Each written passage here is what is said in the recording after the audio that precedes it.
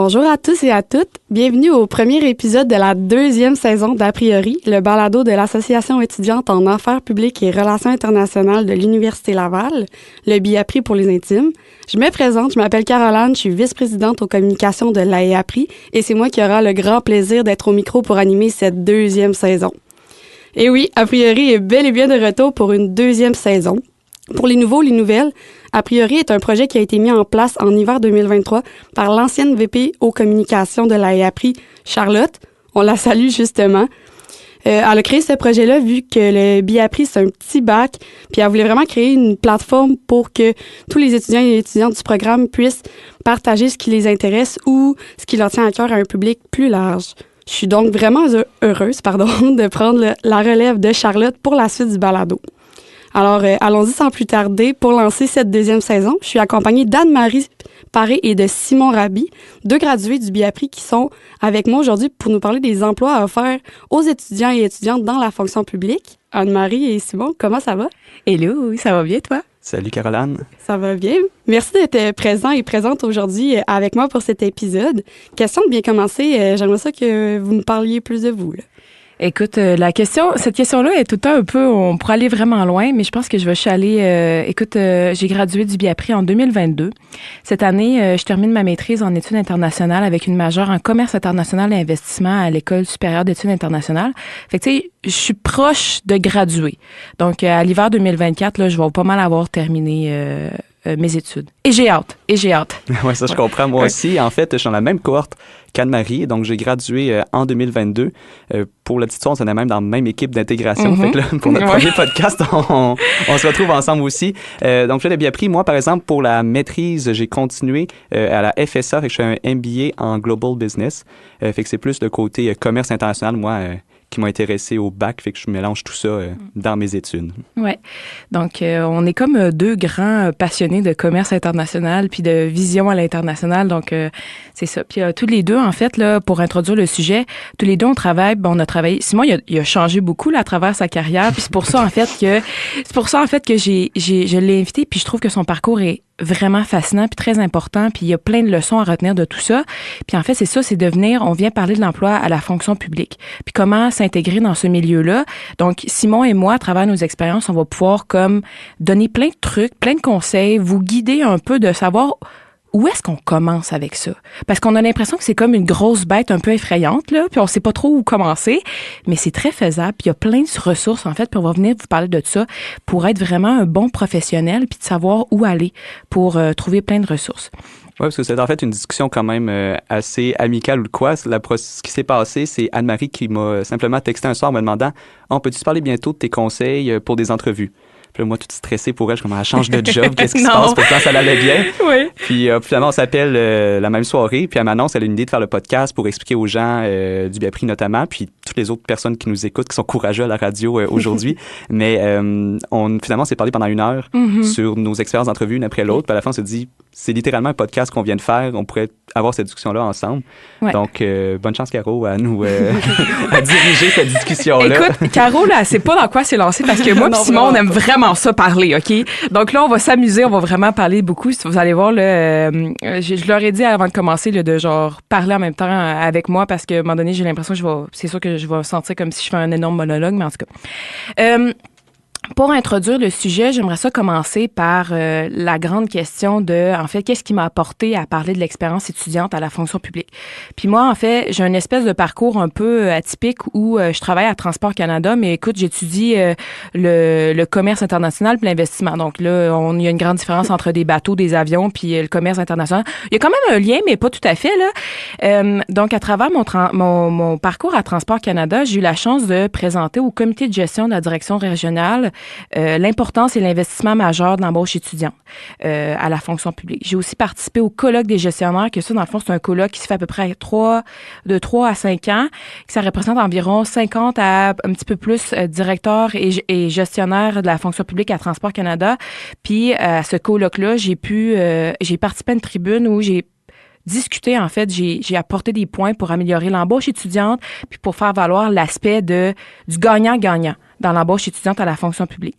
J'ai aussi, à travers mes 2 ans et demi à Transport Canada, j'ai eu la chance de d'assister ma gestionnaire à des entrevues avec des étudiants. Donc, j'ai vraiment analysé des CV, des lettres de présentation, puis j'ai communiqué avec des étudiants pour répondre à leurs questions pour les entrevues. J'ai fait les entrevues avec ma gestionnaire, donc j'ai eu la chance de poser des questions à des étudiants et j'ai vu plein de choses à travers ces entrevues-là que je me les ai notées personnellement. J'ai vu plein de choses que j'étais comme ça, ce n'est pas à faire et ça, c'est à recréer. Donc, à travers ça, j'ai beaucoup appris. Plus récemment, j'ai eu la chance avec la direction des ressources humaines de Transport Canada. Donc, c'est une direction qui fait toutes les ressources humaines de Transport Canada. Puis, avec 3 collègues, on a eu la chance de faire des focus group avec des étudiants pour leur demander directement qu'est-ce qu'on pourrait faire pour améliorer l'embauche étudiante puis faciliter l'embauche étudiante à la fonction publique. Puis, qu'est-ce qui pourrait être mis en place pour que ça soit plus évident, plus facile. Puis, ça s'est encore en même temps projet du centre d'intérêt, donc tout ce genre de trucs-là. Donc, tout ça est parti d'une initiative de ma personne qui était comme, j'aimerais ça parler de ça, puis je trouve ça donc pertinent, puis d'avoir des étudiants dans un milieu de travail hyper professionnel, puis de montrer à des étudiants, puis de les intégrer dans ce milieu-là. Donc, c'est pour ça qu'il m'est venu l'idée de venir parler de tout ça, puis c'est pour ça qu'il m'est venu l'idée d'inviter Simon, parce que Simon, il en a fait des choses, lui aussi. Ouais, puis là, je veux pas juste qu'on parle du niveau comme à l'image, que tu m'as dit j'ai une carrière fascinante, mais niveau fonction publique, tu sais, le fait, c'est que ça fait 3 ans que je suis sur Sagir. Fait que ceux qui travaillent au Québec, dans la fonction publique québécoise, ça donne un gros indice. Fait que j'ai eu quelques expériences différentes, autant dans un ministère des Transports au Québec qu'à l'Assemblée nationale du Québec.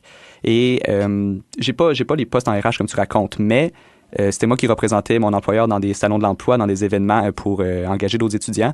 Fait que je suis un bon porte-parole, disons, de ce point de vue-là. Mais en fait, la discussion va plus tourner sur nos expériences, comment on s'est rendu là, puis c'est quoi les conseils qu'on pourrait donner pour n'importe qui nous écoute, pour profiter de ces opportunités-là, en fait, quand on est étudiant ou quand on termine nos études, d'aller travailler dans la fonction publique. Oui, absolument. Puis en fait, c'est ça qu'on se rend compte, là, il y en a tellement d'opportunités. Puis moi, là, je vais juste dire quelque chose, là, tout de suite en partant. Moi, je travaille, tu sais, c'est ça, je travaille à Transport Canada, je travaille au fédéral. Simon, il a travaillé beaucoup au provincial, puis c'est une raison de pourquoi que j'ai voulu lui poser des questions, parce que j'ai pas ce background-là de travailler au provincial. Mais il y en a tellement des opportunités.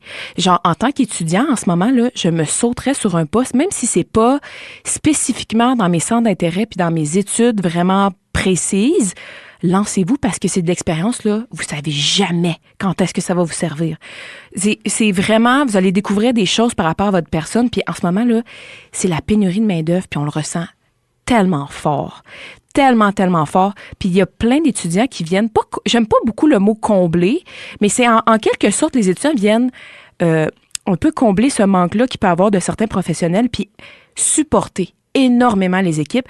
Donc, lancez-vous. C'est vraiment le moment de se lancer puis d'aller trouver une job étudiante dans des ministères, puis dans les secrétariats, puis dans le communautaire qui pourrait être intéressant. C'est vrai ce que tu dis, là. C'est vraiment le temps en ce moment d'essayer justement plein d'emplois. Il y a tellement une panoplie d'expériences qui nous sont offertes. Malheureusement, souvent, on les prend pas, là. Puis c'est le temps en ce moment de faire ça, là. Oui, exactement. Puis souvent, on entend le syndrome de l'imposteur de genre, mon Dieu, pourquoi que j'irais là-dedans? Parce que, il me semble, j'ai pas d'expérience. Tu vas l'apprendre. C'est la beauté de la chose. On est à l'université, des fois, on fait des cours qu'on est comme, j'ai jamais pensé à étudier ça de ma vie, et on apprend puis on réussit. C'est la même chose dans le travail. On est capable d'aller dans une job puis de réussir en apprenant. Donc, puis ils savent aussi, à la fonction publique, n'importe quel employeur qui engage des étudiants là-dedans ne s'attend pas à ce que la réponse à tout, mais ils savent que c'est des gens qui apprennent vite, là, parce à chaque session, on fait 4-5 cours, puis chaque semaine, on prend du retard, puis on apprend tout à la dernière minute. Et voilà. On va avoir la même capacité en arrivant chez le nouvel employeur. Donc, c'est pas fermé à des bolés ou des gens hyper performants. Exactement. Parce que c'est la fonction publique. Là. Non. Je pense que c'est vraiment une question de volonté, là. Si tu veux, tu peux, là. Ah, puis même de la volonté, puis moi, c'est mon mot préféré, là, l'initiative. Oui, l'initiative. Prenez l'initiative de le faire. L'initiative, là, autant dans le début de ta carrière de te trouver un emploi que pendant que tu travailles. Moi, il y a plein de choses, de tout mon parcours que j'ai expliqué tantôt, là, il y a plein de choses qui est partie de ma propre initiative que j'étais genre, il me semble que ça serait le fun de faire ça. Puis de fil en aiguille, je me suis ramassée devant plein de directeurs puis plein de gestionnaires qui étaient comme, ah, wow, on aime ton opinion puis la valeur que tu as ajoutée à l'embauche étudiante. Donc vraiment, initiative, allez-y, vous êtes capable. Le premier point que je désirais apporter, c'est un peu pour démystifier la trouvaille de l'emploi. Là. Comment est-ce qu'on fait pour se trouver un emploi? La recherche d'emploi. Ah ouais, vraiment.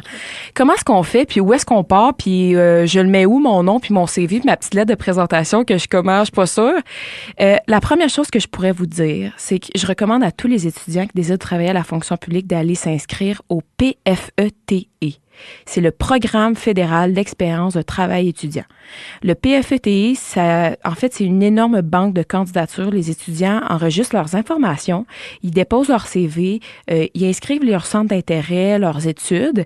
Puis quand les gestionnaires à la fonction publique fédérale ont un besoin, ils vont au PFETE, ils entrent une demande, dans le fond, ils entrent tous les critères qu'ils ont besoin, par exemple, est-ce que c'est en partiel, est-ce que la personne est à Québec, par exemple, parce que là, les fonctionnaires fédéraux, ils doivent retourner au bureau à un minimum de 2 jours semaine. Puis, en fait, tous les gestionnaires vont rentrer les besoins spécifiques d'étudiants qui veulent, puis il y a une liste d'étudiants avec leur CV qui vont leur être proposés. Fait que là, les gestionnaires vont pouvoir regarder la liste, ils vont analyser les CV, et je vous confirme que les gestionnaires doivent passer en entrevue toutes les personnes qui leur ont été recommandées dans cette liste-là. OK?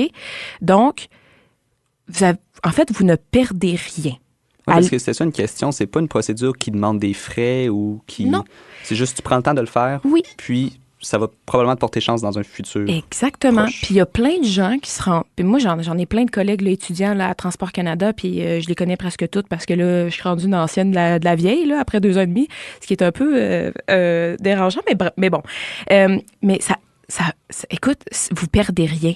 C'est sûr et certain qu'à un moment donné, votre nom va se ramasser à quelque part. Il y a tellement de ministères fédéraux à Québec, puis on s'en rend même pas compte. Donc, allez sur le PFETE, qui est le Programme fédéral d'expérience de travail étudiant. Allez déposer votre CV, remplissez le petit formulaire. Honnêtement, là, vous pourriez faire ça dans votre cours. Genre, tu sais, quand le prof, là, il est comme, ça divague, là, puis on sait plus trop qu'est-ce qui se passe. Tu peux très bien aller sur le PFETE, puis aller déposer ton CV, puis aller mettre ta candidature, puis il y a quelque chose de beau à un moment donné qui va t'arriver. Dans le fond, ce que je comprends, c'est que c'est vraiment plus accessible qu'on le pense. Là. C'est pas une grosse procédure compliquée. Là. Non. OK. Vous répondez à comme 20 questions, là, puis c'est sur ta personne. Si tu te connais un peu, tu devrais être correct, pour vrai, là. Donc, vraiment, c'est vraiment pas compliqué. La seule chose, là, c'est qu'on va en parler tout à l'heure, c'est le CV. C'est sûr qu'un beau CV, ça fait vraiment toute la différence. Pour avoir analysé des CV d'étudiants qui voulaient travailler à la fonction publique, on va vous en donner tantôt des trucs pour améliorer votre CV, certaines choses qu'on fait habituellement dans un CV. Donc, il y a ça qu'il faut peut-être faire plus attention quand on dépose le CV, mais sinon, c'est votre personne. Fait qu'il n'y a rien à perdre. Ensuite, un second conseil pour trouver un emploi à la fonction publique, ça c'est plus pour la fonction publique provinciale. Donc, c'est de surveiller les offres pour étudiants à Québec Emploi. Puis il y a un onglet qui est spécifiquement pour les emplois étudiants et les stages étudiants. Il y a on va prendre un instant pour réaliser, là, la fonction publique provinciale a fait un onglet uniquement et spécifiquement pour les étudiants. Et je peux pas plus... Écoute, rendu là, on se fait prendre la main puis on se fait dire « Viens, suis-moi ». Là. Donc, vraiment, allez sur Québec Emploi, puis il y a un onglet spécifique pour l'emploi et le stage étudiant. La différence entre le fédéral et le provincial ici, c'est que le fédéral, vous tombez dans une grande banque de candidatures d'étudiants et au provincial, vous appliquez plus spécifiquement à des postes. C'est bien ça? Oui, c'est comme affiché, puis c'est toi de faire le move de... Mm-hmm. Celui-là m'intéresse, je veux qu'il voit ma candidature. Exactement. Donc, tu sais, on sait jamais. Hein. Des fois, vous voyez quelque chose dans un poste, vous vous dites « Ah, j'aimerais ça trouver un emploi dans la fonction publique. » Puis peut-être que c'est pas nécessairement avec vos intérêts ou vos études, mais on sait jamais. Peut-être que vous allez vraiment triper, là. Ouais. Mais ce que j'ai remarqué aussi, justement, je suis allée cette semaine là, sur Québec Emploi, puis ce que j'ai remarqué, c'est qu'il y avait beaucoup d'offres pour les étudiants, mais qui étaient vraiment conciliantes travail, études. Oui. La plupart des postes sont télétravail, temps partiel. Ça te donne l'expérience. Je trouve ça incroyable. Puis ça, là, ils font bien ça, hein, la fonction publique pour attirer les étudiants parce qu'au final, on est la relève de demain. Et c'est la même chose au fédéral. C'est que c'est beaucoup de temps partiel. Puis en fait, les contrats sont réglé comme ça. Temps partiel, moi, j'ai eu la chance de choisir le nombre d'heures que je voulais faire. Je sais qu'au provincial aussi, on peut choisir le nombre d'heures qu'on peut faire habituellement. Oui, ça dépend. Peut-être des fois, il y a un nombre minimum puis surtout un maximum, mais c'est temps partiel durant la période scolaire, ceux sont très conscients à ce niveau-là. Donc, il y a du temps partiel, il y a du télétravail. Au fédéral, moi, je me suis fait fournir un ordinateur, absolument tout. Là, j'ai un énorme écran sur mon bureau qui ne m'appartient pas. Il appartient à Justin Trudeau, là. Mais il est quand même là. Donc, il y a vraiment des avantages parce que c'est à temps partiel, c'est modulé pour la réalité étudiante. Donc, c'est quand même, ça parle, là. T'es pas obligé de te déplacer tout le temps pour aller travailler, puis tu as tout plein de ressources qui t'est offert. Puis, évidemment, ce qui est intéressant, c'est que durant l'été, oui. Souvent, ils te prennent temps plein. Là. C'est ça la formule. Soit que tu arrives au début de l'été, tu fais ton temps plein, puis là, ça fait du sens de tomber temps partiel rendu à l'automne parce que tu as déjà compris ce qui se passait. Former 15 heures semaine, ça va pas très loin. Oui, ça aussi. Les profs qui engagent dans ces périodes-là aussi, là, mais la formule recommandée, c'est prenez une chance, c'est à l'été, pendant le printemps, mettons, magasinez ça, puis c'est le moment qui affiche le plus de postes. Absolument. Vous travaillez temps plein pendant l'été, et rendu à l'automne, évidemment, ils vous ont aimé, ben vous allez pouvoir continuer à temps partiel. Exactement. Ils vous ont aimé, on l'espère. On vous le souhaite, honnêtement. Le dernier conseil pour trouver un emploi, je pense, ça serait de surveiller les offres qui passent au SDP, le Service de développement professionnel de l'Université Laval. Ça, là, c'est votre meilleur ami, hein? Il peut y avoir des offres pour l'université, là. C'est des offres qui sont plus spécifiques pour les postes à l'université. Mais il y a des offres aussi, j'en vois beaucoup, puis j'en ai postulé, moi, personnellement, pour le fédéral, le provincial, le communautaire, le privé, le semi-privé, blablabla. Il y en a plein d'offres là-dessus. Puis prenez le temps sur le site du SDP. Je ne sais plus c'est où tu peux régler les réglages, mais tu peux dire c'est quoi tes intérêts, c'est quoi tes études. Puis allez-y plus large que... Faites pas juste rentrer Biapri. Rentrez un petit peu ce que vous voulez faire plus tard par la suite. Comme ça, il va vous afficher plus de postes aussi qui pourraient vous accepter quand même, puis qui pourraient être plus proches de vos intérêts, puis au pire vous guider vers le futur. Fait que c'est assez... c'est vraiment une belle ressource parce que ça propose quelque chose tout le temps. À chaque semaine, c'est mis à jour au moins. Absolument, là. Ça veut dire... Quand on reçoit le courriel, dans notre boîte courriel, pas le déliter tout de suite, même si ta boîte courriel est pleine, il faut que tu ailles regarder quand même. Il y a ça, là, que je pense que c'est à tous les dimanches, là. OK. À tous les dimanches, il envoie un courriel avec toutes les offres, là.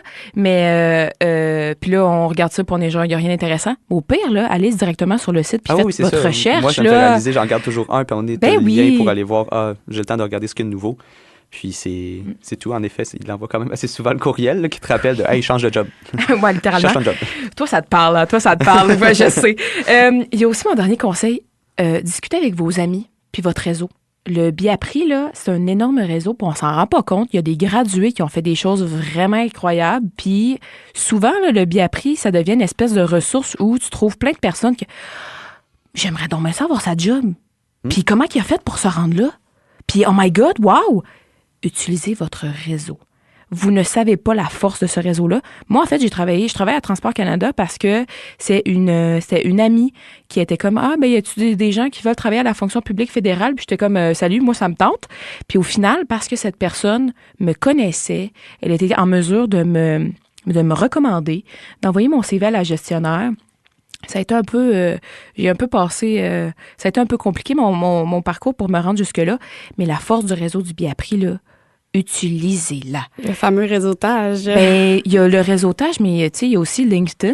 Il ne faut pas avoir peur de cette expression-là. On ne s'en rendait pas compte pendant qu'on était dans le bac, mais on en faisait vraiment du réseautage sans s'en rendre compte. Ouais. Moi, c'est grâce au réseautage que j'ai découvert le Biapri, honnêtement. Ouais. Fait que c'est pas de se mettre tout chic puis d'aller dans un vin fromage, c'est vraiment juste parler avec des gens qu'on connaît pas nécessairement, puis parler de job un peu, ou expérience de travail, de stage. Moi, c'est mes 2 jobs, c'est arrivé grâce à des discussions ou des amis. Avec le Parlement, le stage de page que je connaissais pas, c'est une fille que j'ai jamais revue du bac après parce qu'elle était plus vieille, puis elle m'a juste parlé de son stage une soirée qu'on s'est croisés dans les escaliers, puis du de connaître, et elle m'a comme convaincu, puis c'est elle qui m'a guidé, m'a donné des conseils après les entrevues. Parce que c'est ça, tout le monde est là pour s'aider au Biapri en général. Oui, la force de pouvoir poser des questions à des gens qui désirent vous aider. Hein? Parce qu'on va se le dire, là, moi, j'ai jamais rencontré personne au Biapri qui voulait pas aider quelqu'un d'autre qui était au Biapri. Hey, moi, là, j'en ai écrit à des gens, là. Hey, j'ai vu que tu avais travaillé à tel endroit, comment tu avais trouvé ça, j'ai des questions pour toi. Puis je me suis jamais fait dire non. Donc, vraiment, là, il y en a plein de Biapris partout. Allez voir sur LinkedIn, là, des fois, vous faites juste voir dans vos... peut-être que vous connaissez, là, plein de gens là, qui ont fait justement le Biapri. Aidez-les toutes, pour vrai. Ils vont juste voir, ils ont été au biais-appris. C'est réglé. Et voilà. Je vais commencer avec les petits conseils pratiques pour se trouver un emploi à la fonction publique fédérale. Puis, on va pouvoir discuter un petit peu plus de ces conseils pratiques-là, puis de notre vécu aussi. Parce que ça aussi, c'est très pertinent d'avoir des gens qui donnent des exemples. Ça donne envie après ça de les appliquer.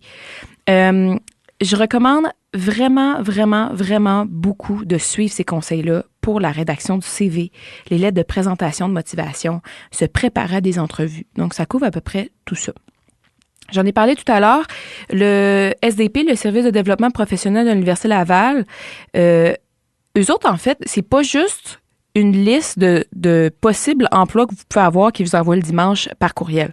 Le SDP, là, c'est des hommes et des femmes absolument incroyables avec qui vous pouvez discuter de vos entrevues, par exemple.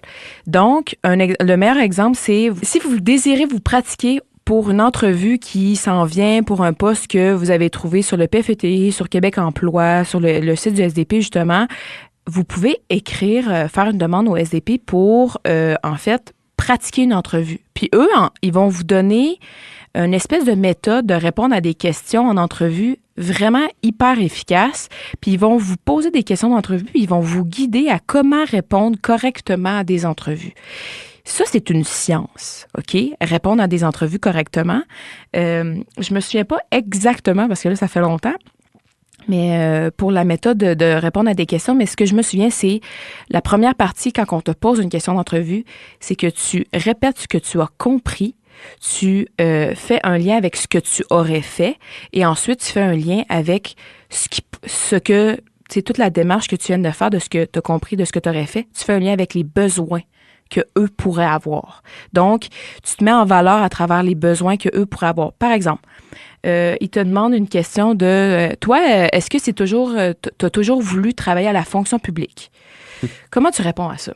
Une grosse question assez large.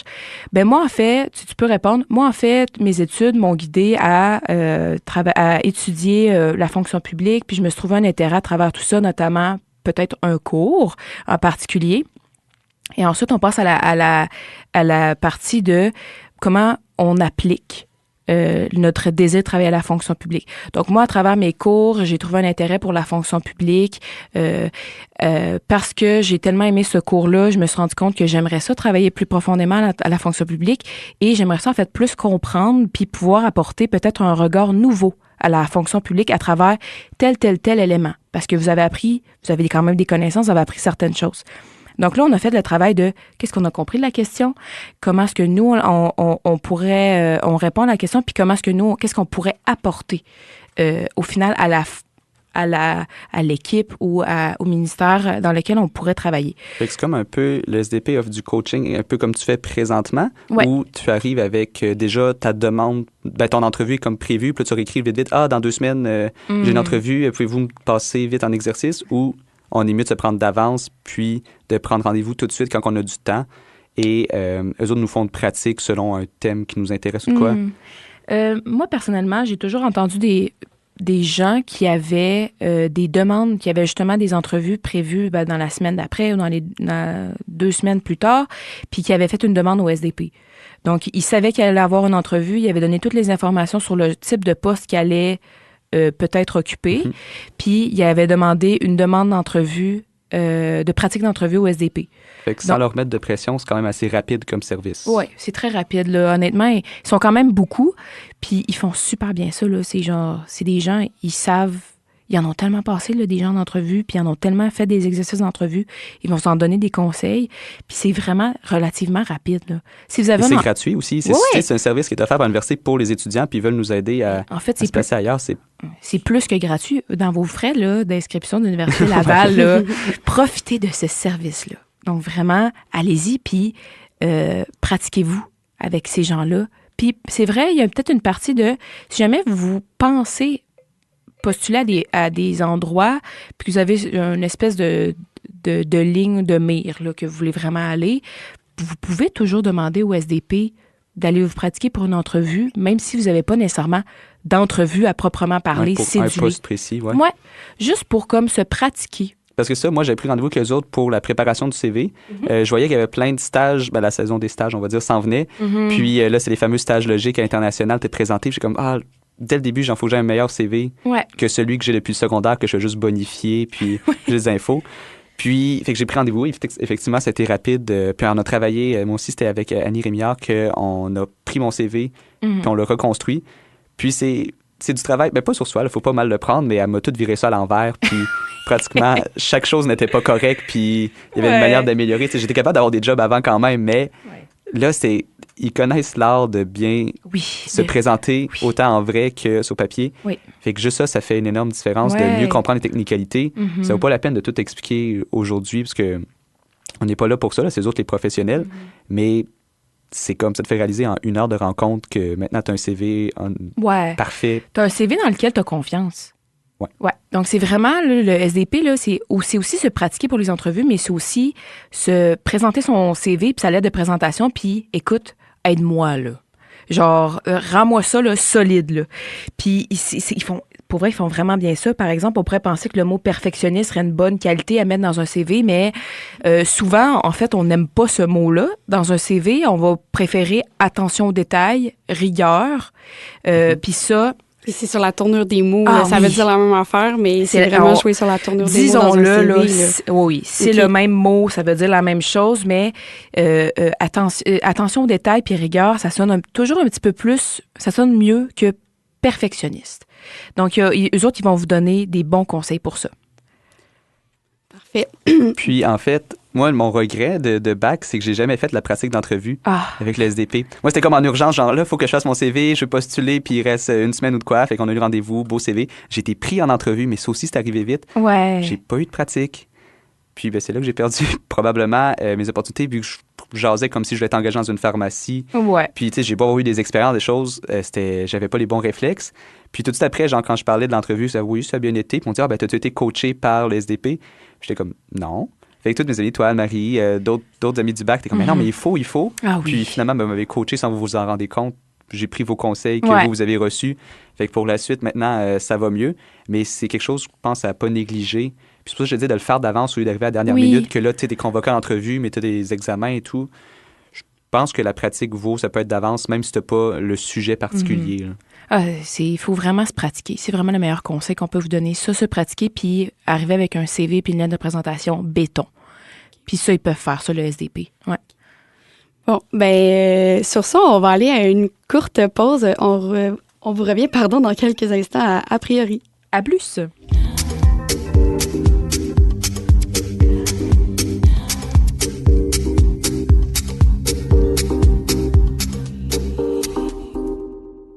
Vous êtes de retour à l'écoute d'A priori, l'émission et balado de l'Association étudiante en affaires publiques et relations internationales de l'Université Laval. Donc, avant la pause, vous nous avez parlé de la recherche d'emploi et de la préparation en tant que telle. Est-ce qu'il vous reste quelques conseils avant qu'on poursuive directement dans c'est quoi travailler dans la fonction publique plus précisément? Oui, absolument. En fait, le premier conseil là, dans la liste de conseils que j'avais, c'était, le deuxième, c'est de demander à vos amis, des membres de votre famille, personnes qui vous connaissent super bien, de relire votre CV puis votre lettre de présentation. Eux, ils vous connaissent bien. Puis sûrement que ces gens-là, peut-être, de demander à ces gens-là qui ont un petit peu plus d'expérience que vous. Puis eux, ils vont pouvoir vous donner des conseils pour vous. Puis ils vont comme pouvoir vous joindre le « je te connais bien » puis j'ai quelque chose à t'apprendre. Donc, par exemple, moi, mon CV, ma lettre de présentation, à chaque fois que je postule à quelque part ou que j'ai postulé à quelque part, j'ai demandé à quelqu'un.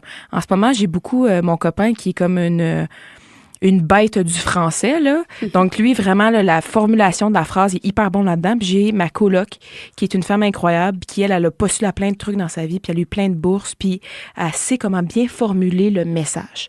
Donc, c'est un excellent conseil que je peux vous donner, de faire lire votre CV, votre lettre de présentation.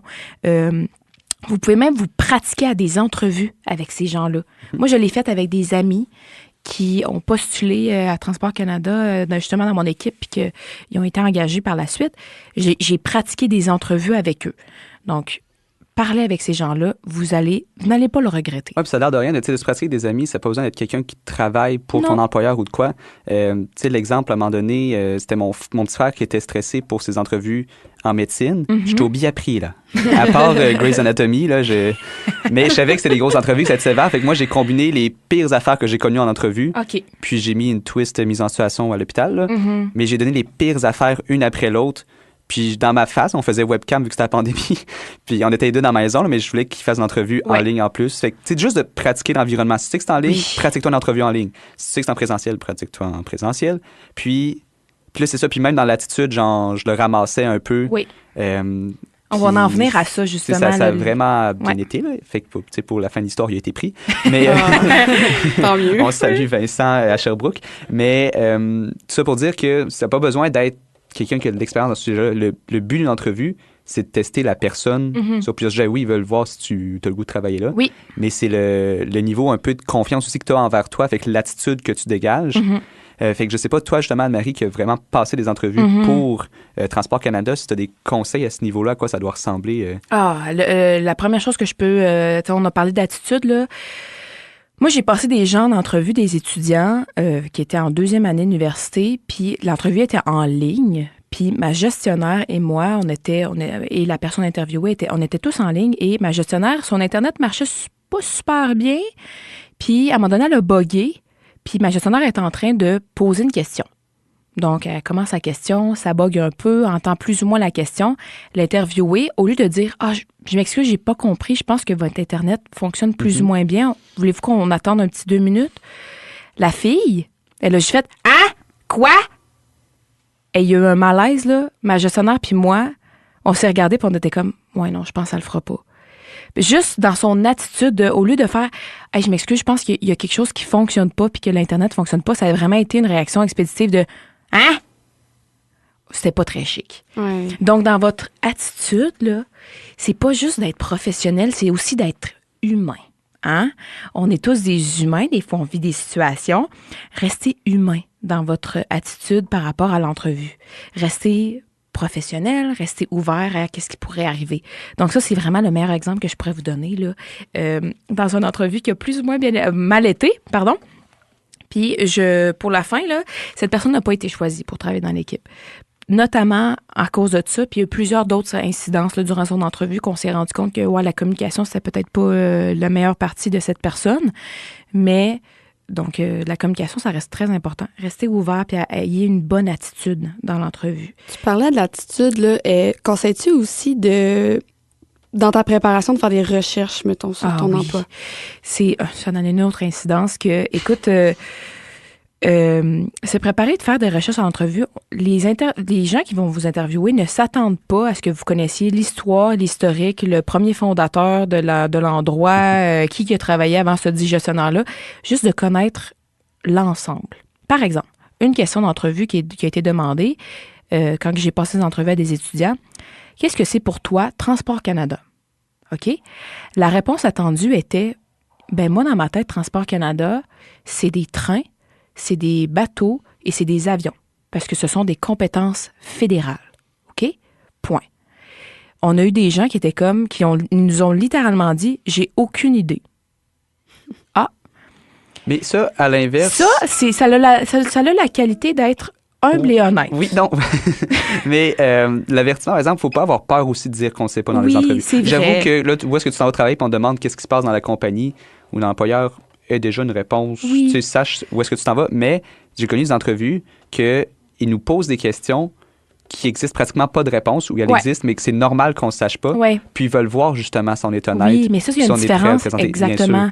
Il y a une différence entre des questions que l'intervieweur, il sait qu'il n'y a pas de réponse claire, précise, puis que, c'est déjà une question assez touchée. Puis il y a des questions à l'inverse que c'est quoi pour toi Transport Canada? Puis tu aurais pu taper sur Google Transport Canada, puis tu aurais pu voir directement que c'est ferroviaire, c'est portuaire, puis c'est aéroportuaire. C'est ça, fait que de faire ces recherches avant, ça s'impose. Oui. Mais je veux dire, rendu en situation d'entrevue, quand tu le sais pas, je pense que ça serait pire tu t'es fait poser la question, c'est quoi Transport Canada, puis dire c'est les routes, les autoroutes, puis rien d'autre. Tu sais, de donner de la mauvaise réponse, je pense que là, tu creuses encore plus ton trou. C'est que ça démontre pas ton intérêt nécessairement à travailler pour... C'est de la nonchalance. Ben, là. c'est ça, c'est que ton intérêt, il n'est pas vraiment démontré. Là. Non, on n'est pas en train de dire de faire des recherches à pu finir pour savoir exactement c'est quoi les règlements, puis qu'est-ce qui s'applique.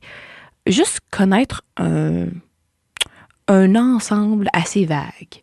Puis en vous préparant à l'entrevue avec le SDP, vous allez être prêt aussi à répondre des genres de questions d'entrevue qu'il n'y a pas de réponse hyper claire. Puis vous allez être en mesure de montrer que vous n'êtes pas nonchalant et que vous avez fait certaines recherches. Ça, bien répondre quand tu ne le sais pas. Parce que je le parle parce que j'ai eu pour un stage justement des questions, puis c'est sur l'actualité. Là, c'est des affaires, j'ai beau, moi, lire la presse de temps en temps ou checker les nouvelles. Je suis comme, je sais pas. Mais comment tu le présentes doucement comme, j'en ai entendu. Je sais pas si ma réponse était bonne, mais au moins, j'ai reconnu que je savais pas. J'ai pas juste shooté une réponse ou dit, je sais pas, passe à l'autre. Ah non. Je pense qu'il y a toujours un petit peu d'humilité et d'honnêteté. Tu sais, dans ce genre de questions-là, est-ce que vous suivez l'actualité? J'ai bugué. Ça se répond. En toute honnêteté, j'ai pas vraiment le temps de suivre énormément l'actualité parce que je suis étudiante, mais je la suis ici et là dans mes sujets d'intérêt, notamment dans un sujet d'intérêt que vous avez, puis vous pouvez donner un exemple. Donc, je pense que il y a toujours... l'attitude est bonne, c'est bon d'avoir de la confiance, mais il faut toujours rester humble et honnête. Hein? Donc, c'est vrai que c'est des questions qui sont difficiles à répondre. Absolument. Oui.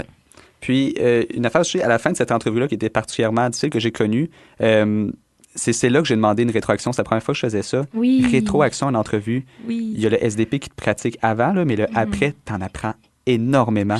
Puis ils disent exactement, parce qu'ils ressortent là aussi, ils sont vraiment professionnels aussi, c'est comme s'ils ressortaient leur feuille puis notent où est-ce que tu as perdu des points. Ouais. Puis c'est là que tu réalises que, on avait la même réponse, puis moi, me l'avait dit, genre, je savais que où tu voulais en venir, ce que tu représentais, c'était sûr, c'était correct, mais vu que tu n'as pas répondu officiellement à ce qu'on cherchait, spécifiquement à la question. Tu n'as pas eu les points pour cette question-là. Toi, tu es parti bien plus loin, comme si c'était comme entendu entre nous deux que tu allais régler le problème avec la base. Toi, tu es comme allé dans les détails après. Tu sais, il manquait... Fait ces genres de choses-là, c'est ce que j'ai appris sur moi, que, mettons, j'allais trop loin en entrevue, je l'ai montré le plus et non la base. Ouais. Fait que ça dépend des personnes, là, mais une rétroaction, c'est un... C'est un gros game changer, hein, les rétroactions. Moi, j'en ai aussi demandé des rétroactions en entrevue pour me rendre compte qu'au final, je donne pas d'exemple concret. Tu sais, toi, tu pars dans des détails puis des affaires. Moi, je donne pas des exemples concrets. Je suis comme à l'inverse, que je donne des grandes généralités. Donc, je me suis fait... Ma rétroaction a été, quand tu as des exemples, là, tu dis que tu as des exemples, donne-les concrètement. Donc, la rétroaction, là, c'est une partie de l'entrevue, ça se fait après l'entrevue, puis vous pouvez le demander. Hein. C'est sûr que vous allez recevoir un courriel qui vous dit si oui ou non vous avez eu l'emploi. Si malheureusement non, demandez une rétroaction. Est-ce que je peux avoir qu'est-ce qui a mal été? Est-ce que je pourrais avoir des rétroactions sur l'entrevue, s'il vous plaît? Merci beaucoup pour votre considération. Bonne journée. Moi, il avait même pris le temps, on s'est rappelé, on s'était pris un petit rendez-vous, puis voilà. En une demi-heure, on a jasé, puis il a dit conseil pour la prochaine fois, qu'est-ce qu'on aurait pu chercher. Puis notamment, en lien avec ça, en demandant des rétroactions, là, prenez en note ce qui n'a pas bien été, puis qu'est-ce qui a bien été. Prenez en note les questions qui vous ont été posées, prenez en note vos réponses. Pendant l'entrevue, tu parles? Suite à l'entrevue, prenez-vous des notes sur qu'est-ce qui s'est passé. Parce que peut-être que vous allez avoir des questions semblables, peut-être que vous allez avoir des exemples concrets semblables à mentionner dans certaines questions. Prenez-vous des notes. Faites-vous un petit document Word, là. Puis mettez-vous des genres de questions d'entrevue qui sont souvent demandées. Mettez-vous des exemples concrets que vous avez dans votre vie, que vous pouvez appliquer à certaines situations, ou des exemples concrets que vous pourriez discuter. Pour vrai, ça fait toute la différence. Puis quand vous demandez une rétroaction, vous allez avoir exactement qu'est-ce qui n'a pas bien été. Vous allez pouvoir corriger la chose avec votre petit document de notes qui vous donne vos bons puis vos moins bons coups. Parlant de rétroaction puis de questions, on répond comment à la fameuse question « Parlez-moi un peu de vous ». Comment qu'on répond bien à cette question-là? Ben, j'en ai parlé un petit peu de la technique là, tantôt de l'entrevue, que ce qu'on comprend de la question, ce que nous, ce qu'on répond à la question, puis un lien avec ce que nous, on pourrait apporter à l'endroit où est-ce qu'on pourrait travailler. Par exemple, parle-moi un peu de toi. Moi, cette question-là, je m'attends toujours un petit peu, quand on l'avait posée, c'est, au final, qu'est-ce qui t'a apporté à postuler au fédéral? C'est ça un peu la question qui était sous-entendue dans cette question-là. Fait que parlez-moi... C'est vrai, il y a des sous-entendus à ces questions-là générales, parce que moi, je veux bien te parler de ma passion pour les avions, mais si je postule pour un groupe environnemental c'est ça. Qui surdirige un petit peu ta passion. Fait que, tu sais, moi, cette question-là, j'avais répondu, écoute, j'étais en sciences de la nature, je me suis rendu compte que la physique puis la chimie, c'était absolument pas fait pour moi. Je me suis ramassée en sciences humaines et j'ai adoré. Je me suis rendu compte à quel point c'était fait pour moi, puis à quel point j'étais bonne, puis ça me donnait beaucoup de confiance. Et à travers mon cégep, j'ai découvert le biapri. C'est à partir du biapri que j'ai découvert beaucoup la fonction publique. Puis la fonction publique fédérale m'intéresse beaucoup, notamment parce que le fédéral, c'est tout le Canada. C'est l'ensemble du Canada. Il y a des choses qui s'appliquent à Winnipeg autant qui s'appliquent ici à Québec. Puis moi, je trouve ça beau. Cette application-là, qui est normative, qui se fait partout. Donc, ça m'a apporté à me questionner à si j'aimerais ça travailler à la fonction publique fédérale. Puis, est-ce que je serais bonne là-dedans? D'aller comprendre les subtilités, puis aller voir comment ça se passe réellement. Est-ce que ça s'applique partout? Partout? Comment ça s'applique dans la réalité? Donc, au final, ma candidature a été motivée par ma curiosité à aller travailler au fédéral. Puis ça remonte de mes études au cégep, mes études à l'université, puis aujourd'hui. Fait que ça, c'est une excellente réponse. Ça. Quand tu reçois ça, mettons, tu devrais poser à quelqu'un d'autre, c'est la meilleure réponse que tu peux donner, c'est le parcours de comment j'en suis venu à postuler chez vous. Exactement. Parle-moi un peu de vous. Ça veut dire, qu'est-ce qui t'amène ici à postuler pour nous? Et voilà. Fait que ça en est une réponse que, écoute, prenez de la poule, là, parce qu'à un moment donné, tout le monde va se rendre compte que c'est la même réponse. Puis aussi que peut-être qu'il n'y a pas tout le monde qui a fait sciences nat, mais bon. Puis, en fait, je pense que ça m'amène sur un sujet aussi dans l'entrevue en général, des fois, surtout quand on est au bac, puis on s'embarque dans justement des postes plus importants, nos premières vraies expériences, qui nous sort du petit commerce, du petit restaurant. De s'assumer, oui, mais de se faire confiance aussi que si on est rendu à l'étape de l'entrevue, ils nous veulent, là. Oui. C'est pas parce qu'ils prennent une chance puis ils veulent laisser une chance à un petit nouveau puis ils veulent rire de nous. Non. C'est qu'on a autant notre place que les autres, puis de pas justement remettre en question le fait qu'on n'a pas d'autres expériences antérieures dans le domaine ou dans autre chose. Mais ça en est un. Tu sais, on en a parlé tout à l'heure là, qu'on est des étudiants puis on sait comment apprendre. Parlez-en d'entrevue. Peut-être que vous allez vous le faire demander. Ben, je vois dans ton CV que tu n'as pas eu d'expérience dans un bureau ou dans un ministère. Est-ce que tu peux nous parler de ça? Ben, moi, j'ai pas eu beaucoup d'expérience dans un ministère. Je sais pas trop comment ça fonctionne dans un bureau. Humilité.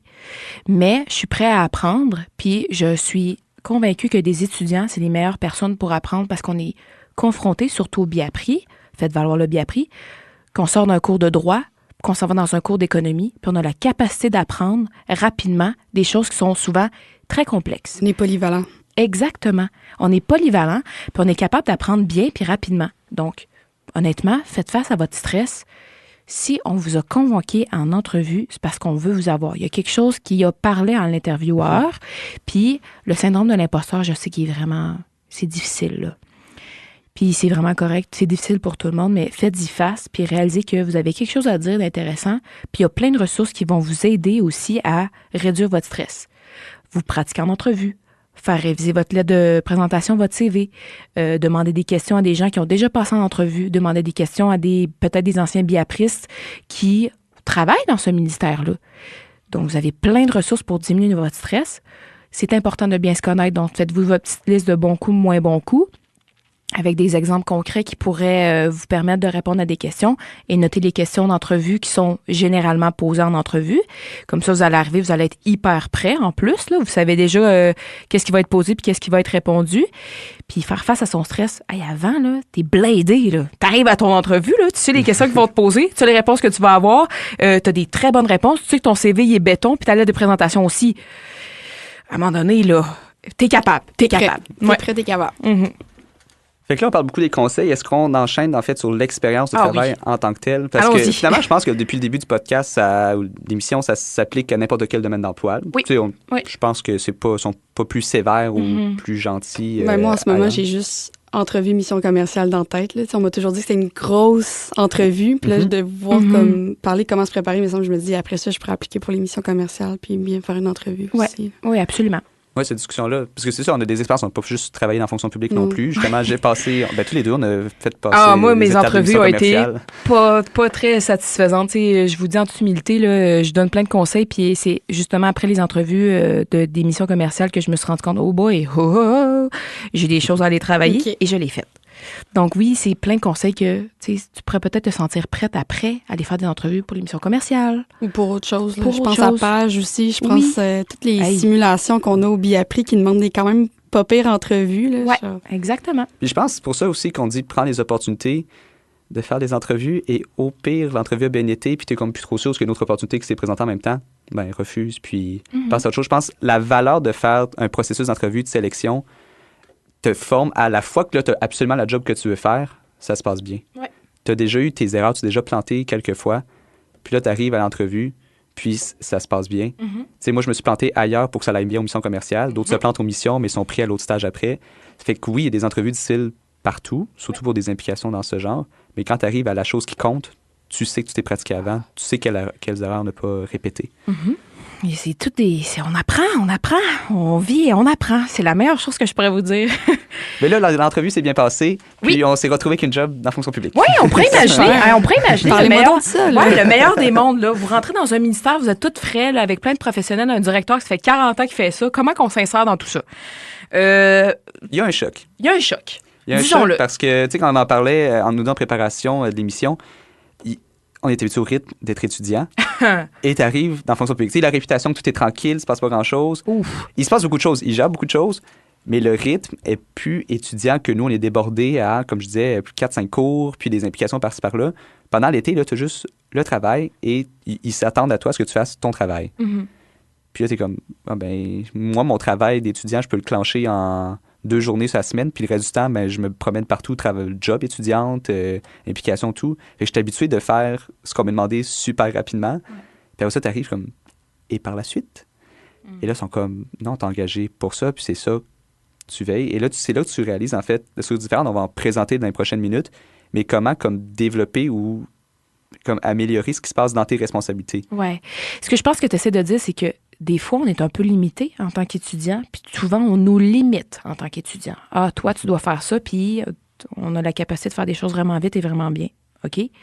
Puis souvent, on dirait qu'on nous demande peut-être pas assez, des fois. Je pense, en fait, où est-ce que je réalise, là, c'est dur de se concentrer sur le poste qu'on te donne. Vu qu'on est habitué, surtout au Biapri, à faire 3-4 affaires. Puis finalement, c'est avec le temps, tu finis par gonfler ta responsabilité. Là, tu arrives à intégrer des affaires. Puis au fil du temps, là, tu t'es occupé dès le début, mais tu as l'impression d'être comblé. Oui. Parce que au début, tu arrives, tu as l'impression que c'est sec. Oui. Puis que tu es comme, voici la liste de ce qui est attendu de toi. Puis comme, je peux pas improviser ou de quoi, mais au fil du temps, oui. C'est plus ouvert qu'on pense finalement. Oui, on revient à mon mot préféré. Prenez des initiatives. Prenez des initiatives. Des initiatives, c'est essentiel. Moi, je peux vous donner un exemple. Là. Il y a plein de trucs dans mon travail que je travaille dans les opérations portuaires. Ça n'a tellement pas rapport avec mes études, mais c'est pas grave. Je m'en suis rendue à bien connaître comment ça fonctionne un bateau puis un port, là. Puis il y a plein de trucs qui ça roule plus ou moins bien, mais on ne m'a jamais demandé spécifiquement de changer ces méthodes de travail-là. De ma personne, de ma propre initiative, j'ai changé les méthodes de travail pour que ça soit plus facile à communiquer avec les gens, les usagers qui vont là-bas, et que ce soit plus facile entre nous, entre l'équipe, de se communiquer l'information, de faire rouler l'information. Par exemple, il y a beaucoup d'activités qui se passent aux îles de la Madeleine. Il y a un énorme port fédéral là-bas. Il y a une partie de ma tâche qui est d'assister un agent de programme qui s'occupe justement des opérations qui se passent à Cap-aux-Meules. Puis il y a beaucoup d'informations qui est digérée, mais tellement mal. Puis moi, là, je me suis rendu compte à un moment, on me demande toujours de faire des recherches pour des choses qui se sont passées il y a 1 mois, mais il n'y a aucune manière que ces informations-là ont été compilées de manière efficace. J'ai pris sur moi et j'ai créé, de ma propre initiative, j'ai créé un énorme tableau qui est facile à lire, facile à partager, facile à comprendre avec toute la compilation des informations-là. Question sur une activité qui s'est passée il y a 2 mois, à cet endroit, à cette heure-là, tout est inscrit. Rapide, tout le monde peut aller le remplir parce que c'est efficace. On a juste à mettre les informations là, en 1 ligne. on s'en souvient. Donc, prenez des initiatives. Oui, ben c'est ça que moi aussi, c'est un peu comme ça, tu gonfles tes responsabilités. Puis, Oui. vu qu'on est étudiant, qu'on est en apprentissage, c'est le temps d'essayer des affaires aussi. Tu sais, les attentes ne sont pas à ce que tu règles le problème de communication. Non. Moi aussi, c'était la structuration. Dans mon travail, c'était beaucoup d'étapes. Puis, à un moment donné, vu qu'on gérait plusieurs dossiers en même temps, ça commençait à se perdre. Puis là, quand tu partageais ça à nos collègues, ils se retrouvaient plus dans quel ordre. Fait que moi aussi, j'étais parti avec une espèce de tableau. J'étais zéro informaticien ou de quoi, mais un fichier Excel vraiment laid. Mais au moins que c'était plus clair de se retrouver. Puis là, j'en parlais, puis ça montait. Puis jusqu'à la directrice était au courant, puis elle trouvait que c'était une bonne idée. Puis là, ils t'encouragent, ils sont comme « Ah, ben d'abord, je vais parler au gars de l'informatique pour qu'il fasse un tableau précis. » Je suis comme « Ah, c'est gênant, mon affaire. Attends 2 secondes que je mette ça plus beau. » Mais ils sont vraiment... Ils apprécient finalement les étudiants qui prennent l'initiative. Leur ingéniosité. Hein. Ouais, fait qu'ils sont super ouverts. Fait qu'au début, faut pas avoir peur de la description de tâche qui est comme sec, qui est fermée. Une fois que tu es rentré, là, tu as ta formation, tu comprends ce qui se passe et tu vois tout de suite où est-ce que toi, ta passion, pratiquement. Ton plus-value, en fait, en tant qu'étudiant. Tu vois des choses que, ça tourne carré ici. Puis à chaque coin du carré, tu viens ajouter un petit peu de magie d'étudiant, là. Tu ajoutes quelque chose de beau par ton initiative. Puis ça en est une. On parle de gonfler des tâches, mais en fait, c'est vraiment de prendre des initiatives puis de changer des méthodes de travail souvent. Changer des trucs, ajouter des affaires qui font beaucoup plus de sens. Ben justement, puis ça donne un sens à notre job étudiante. Oui. Parce que à la fin, tu peux présenter, quand tu te présentes ailleurs, oui, je travaillais à tel ministère, puis j'avais ces problématiques-là et je les ai réglées. Avec telle manière. Les autres employeurs adorent ça. Là, et voilà. Que tu as pris des initiatives, puis que tu as vu un problème, puis que tu as suivi les règles, genre tu en as parlé à tes directeurs, Mais c'est comme un terrain de jeu, finalement. Quand tu es étudiant à la fonction publique, là, tu vas l'essayer, tu vois à quel point tu aimes l'ambiance, mais surtout ce que tu es capable d'apporter. Et ce que tu réussis, mais ça te fait un petit bagage de plus sur ton CV, au pire en entrevue, de présenter concrètement à quel point tu es dans un environnement de travail. Là. Exactement, puis c'est pour ça que j'ai apporté Simon. Simon, il a raison. En fait, ça revient à la fameuse liste là, de bons coups puis de moins bons coups, puis d'exemples concrets, puis de questions qui sont posées souvent en entrevue. Ce genre de truc-là que vous faites, là, que vous trouvez que Simon il discute, là, que vous trouvez peut-être des failles, puis que vous travaillez ou que vous gonflez votre charge de travail parce que vous avez vu des trucs qui avaient besoin d'initiative, inscrivez-les. Il n'y a rien de plus fantastique. Puis c'est absolument vrai en ce que tu dis qu'à un moment donné, finalement, le directeur se rend compte que le directeur du directeur s'est rendu compte que le petit étudiant a fait ça, puis c'est donc beau, puis tu te rends compte que au final, tu as changé quelque chose, puis que tu te fais connaître ton nom. Puis le fait de se faire connaître aussi, d'en profiter de gonfler, encore là, le réseautage un peu, de se promener dans ton équipe, dans la direction, puis après ça, ils peuvent te pousser à d'autres endroits, puis vu que c'est une job étudiante, c'est bien beau être loyal, mais c'est le temps d'essayer, là. Oui. Il n'y a pas de... C'est le temps d'essayer, puis c'est le temps de demander à vos gestionnaires, puis à les personnes avec qui vous travaillez, justement, des conseils, des rétroactions, de vous promener à des endroits. On ne sait jamais comment discuter avec quelqu'un, un autre employé, peut vous apporter à des lieux, là, d'être ouvert aux autres opportunités. Oui, absolument. C'est pas parce que tu es casé dans une place que tu dois te limiter à ça jusqu'à temps que tu termines tes études. Oui, puis n'hésitez pas aussi de discuter de vos aspirations professionnelles avec les autres employés. Parce que peut-être que les autres qui connaissent quelqu'un qui travaille dans un ministère où est-ce que vous voulez absolument aller travailler ou que vous voulez absolument aller faire votre stage. Discutez de vos aspirations professionnelles avec ces gens-là, puis on ne sait jamais où est-ce que ça va vous rendre. Là. C'est vraiment, c'est la beauté de la chose. C'est parce qu'ils savent maintenant, ça a sûrement toujours été le cas, que quand ils prennent des étudiants, c'est des gens qui avancent puis qui veulent aller plus loin. Ouais. Puis sont super intéressés à savoir c'est quoi justement tes aspirations, mais surtout à t'aider là-dedans. Tu sais, moi, à la fin de l'été, finalement, quand j'ai travaillé au ministère des Transports, là, c'était un événement, réseautage, juste entre les collègues, mais des gens qui venaient de partout du Québec. On s'était rejoints à Québec. Puis là, finalement, tu te mets des visages, on se voit en vrai, pas juste en Teams. Puis là, on parle un peu plus de manière personnelle. Puis moi, avant, je travaillais au ministère des Relations internationales. On échange nos contacts, puis on se reparle plus tard. Et voilà. C'est pour que toi, que je te donne un petit... que je te pousse un peu pour que tu puisses rentrer... Il y a une autre chose, par contre, qu'il faut s'attendre à la fonction publique là, quand on y rentre, c'est peut-être la réalité du red tape, que tout n'est pas possible et tout n'est pas permis. Là. Il y a certaines choses que, en fait, vous allez peut-être vous rendre compte qu'il y a certaines choses, ça prend du temps. C'est très long. Il y a certains événements là, que peut-être que vous allez tomber sur des situations où, écoute, c'est des affaires là, qu'on discute pendant 8 mois d'une situation ou d'une affaire qu'on doit régler. Puis cette réalité-là, elle existe, du red tape. Là. Comment il s'appelle le prof en administration publique? Là? En tout cas, vos cours d'administration publique vont pouvoir vous en parler plus spécifiquement du red tape. Mais il faut s'attendre que oui, les étudiants, on est des agents du changement, puis on peut apporter plein de belles choses, puis c'est un atout à la fonction publique. Mais des fois, il y a des choses qui passent un petit peu moins vite, puis moins comme on le désire. Donc, faites attention à peut-être pas trop vous frapper à cette réalité-là, puis à le prendre trop personnel. Je pense que ça serait ça. Des fois, on aimerait ça, donc, que ça se passe comme on le désire, mais la fonction publique ne le permet pas, parce qu'il y a plein de choses qui sont mises en place. Hein. Puis souvent, c'est un cadre très rigide. Fait que le cadre rigide, peut-être que ça fonctionne pas, peut-être pas pour tout le monde. Pour tout le monde, mais encore une fois, c'est l'occasion de l'essayer. Oui, absolument. Puis, c'est le meilleur moment de l'essayer. Je ne veux pas spoiler les nouveaux étudiants au BIAPRI, mais tout le monde fait cette réalisation à un moment donné que le bac a été créé surtout pour créer des fonctionnaires. Ouais. Des bons cadres, évidemment. Ouais. C'est quelqu'un qui a un point de vue général, tout ça, mais de vivre l'expérience de l'interne. Puis après ça permet de comparer aussi fédéral-provincial. Oui. Ou entre deux ministères provinciaux. Tu sais, moi, j'ai le ministère des Transports, puis l'Assemblée nationale, ça fait partie de la fonction publique, mais c'est une administration différente aussi. Ça, tu t'en vas dessus à l'AMF, que oui, c'est un peu public, l'Autorité des marchés financiers, des BIAPRIS qui sont rentrés là aussi. Mm-hmm. C'est tout des ambiances différentes. Ouais. Fait qu'il ne faut pas se décourager par un seul stage d'été dans un ministère. Ah oui. C'est pas jamais représentatif de l'ensemble. Une équipe n'est pas représentative de son ministère souvent. Donc, vraiment, profitez-en. Allez-y, c'est le meilleur moment. Il y a peut-être aussi une autre chose que je voulais mentionner par rapport à la fonction publique. Là. Prenez, même si on pense que tous les fonctionnaires, c'est une gang qui sont assis sur leur chaise qui font rien, moi, je suis dans une équipe où ça bouge tellement vite, tellement rapidement, que souvent, je n'ai pas le temps de parler à ma gestionnaire. Ça fait 3 semaines que je n'ai pas parlé au final. Là. Puis, parce que c'est des gens excessivement occupés. La concision dans vos communications, tout le monde. Ah oui, c'est un choc. On est habitués, nous autres, d'être travaux scolaires, à te faire des phrases. On fait des textes, là, des phrases qui font 4 lignes, puis finalement, ça veut rien dire. Je vous confirme que mes courriels il y a 1 an, même avant ça, et mes courriels d'aujourd'hui, c'était long. Mes courriels d'aujourd'hui, 4 lignes. Tout est réglé. Je t'ai résumé une situation, toute l'information que tu as besoin de savoir. Donc, concision, tout le monde. Meilleur truc que vous allez devoir apprendre, puis c'est très choquant. Donc, concision.